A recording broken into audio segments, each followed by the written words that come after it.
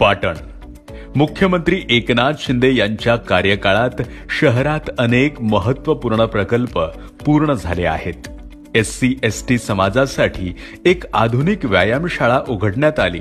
त्याचप्रमाणे दौलतनगर येथे लोकनेते बाळासाहेब देसाई यांच्या नावे एक शताब्दी स्मारक उभारण्यात आले आहे. यामध्ये कलादालन, वाचनालय, मुलांचे आणि मुलींचे वसतिगृह समाविष्ट आहे.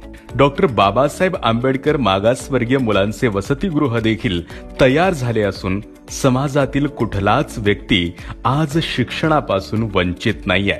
भुडकेवाडी फाटा पूल आणि तारळी नदीवरील नवीन पुलाने वाहतुकीत मोठी सुधारणा केली आहे.